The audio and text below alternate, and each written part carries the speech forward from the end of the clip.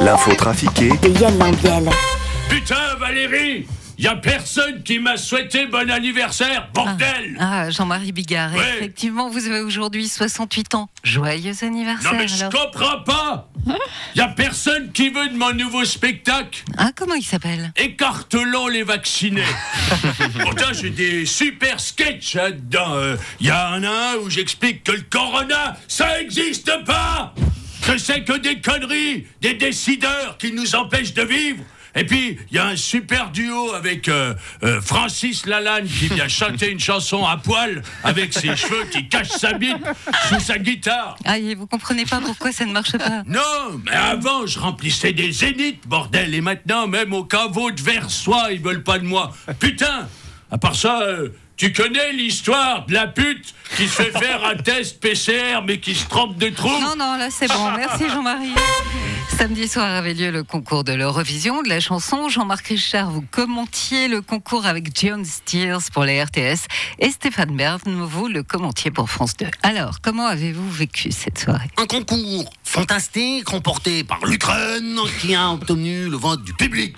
Oh oui, Jean-Marc, il paraît que Vladimir Poutine a envoyé un message disant que cet hymne nazi ne méritait pas de gagner. Et le Suisse Marius Baer est arrivé 17e. Oui, en une super prestation avec sa grosse boucle d'oreille.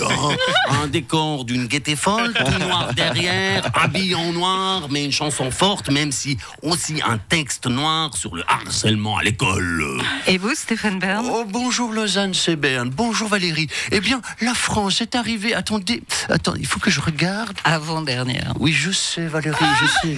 Mais comme je n'assume pas, je voulais faire durer le suspense. Vous savez, en fait, je pensais ce matin, la seule chance pour la France de gagner, ça serait que Poutine envahisse le pays.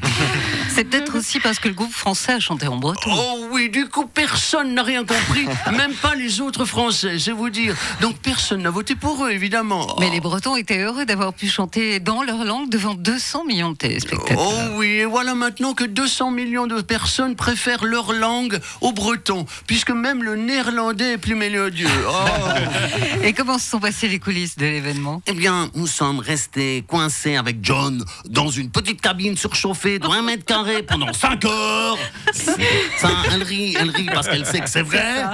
Ça puait des pieds, mais c'était génial. Oh, pour ma part, pendant les chansons que j'avais déjà entendues 50 fois en répétition, je suis allé tourner un secret d'histoire sur Turin. Autant joindre l'utile à l'agréable.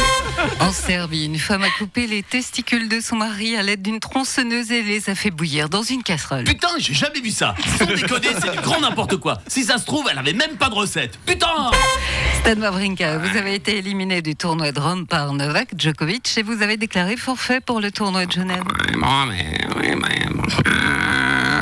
Je peux faire aussi le... Oui, mais j'ai gagné 2 matchs quand même de suite. C'est vrai, c'est vrai. Mais bon, je suis pas encore arrivé à mon meilleur niveau. Putain, c'est long. C'est long. Ça fait 1 année que je soulève des poids, que je fais du gainage, que je lance des balles contre le mur et ça vient pas, quoi. Mais est-ce qu'à un moment, il faudrait pas passer à autre chose? Non, mais Valérie... Quand t'as conduit une Ferrari toute ta vie, t'as pas envie de revenir à une 2 chevaux, je peux dire. Non, mais c'est comme si les Rolling Stones devaient passer des stades au caveau des Chichans. Je veux dire, t'as pas envie. Et moi, j'ai été champion, j'ai eu de l'adrénaline, de la victoire d'un grand chelem. Comment tu veux que je me contente d'aller faire des émissions de télé avec un imitateur ou produire des films nuls avec un humoriste has-been? Oh, putain. Mais t'imagines, si j'ai plus d'ambition d'une nouvelle finale, Valérie, mon avenir, c'est Marc Rosset. Vous avez raison, Stan, allez vous entraîner. Ouais, je sais ça. Et une femme a accouché en plein concert de Metallica au Brésil. Salut, c'est Morizo. Alors moi, ça m'est jamais arrivé. Ah bah, on s'en doutait, Alain. Par contre, j'ai eu 8 infarctus, 12 AVC et un bon nombre de fuites urinaires. Ça compte?